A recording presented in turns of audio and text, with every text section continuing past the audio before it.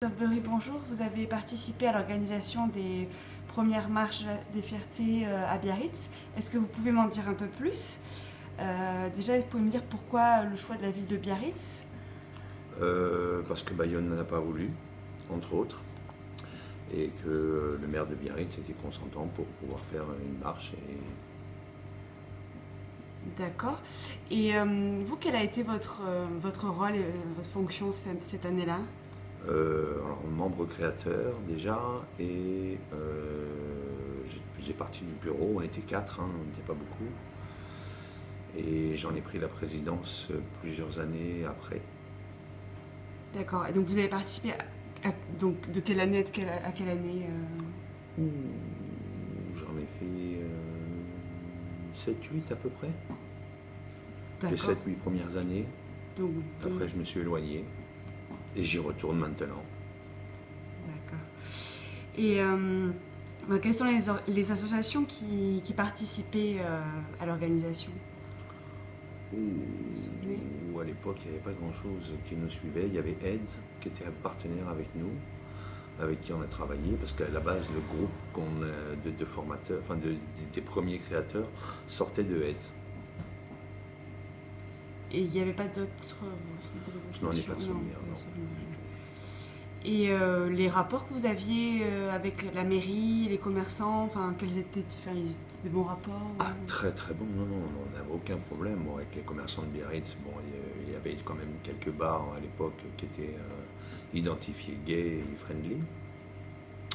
Et avec la mairie, on avait monsieur le maire, Didier Borotra à l'époque, qui était très très très ouvert à faire une marche de fierté dans sa ville, il n'y a pas de problème.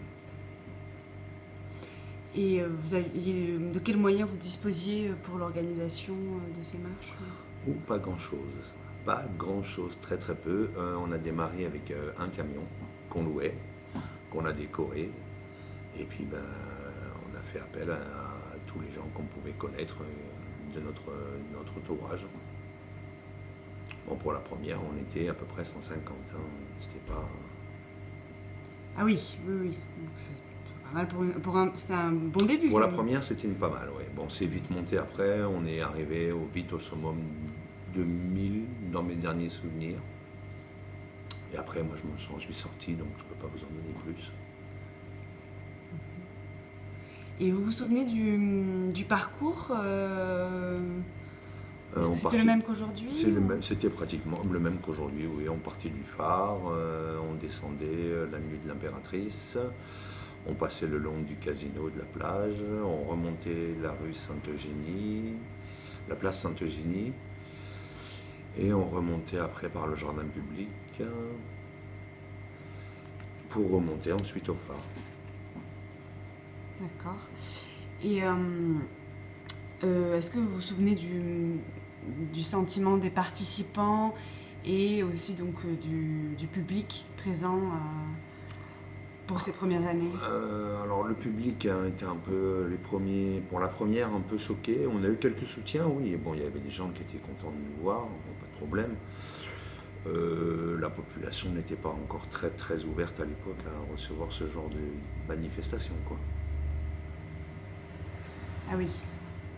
Et est-ce que voilà maintenant aujourd'hui, près de voilà 20 ans plus tard, comment est-ce que vous revivez donc cette période-là? Et si vous aviez un message à transmettre aux jeunes générations, quel serait-il? Ah, moi je suis bien content de faire partie des créateurs, et puis je suis bien content que ça se perpétue surtout, il n'y a pas de problème. Et en plus, ce qui est bien, c'est que 20 ans plus tard, bah, elle existe encore, quoi. Mhm. Oui. Oui, oui. Mais écoutez, je vous remercie donc pour votre temps. Merci à vous.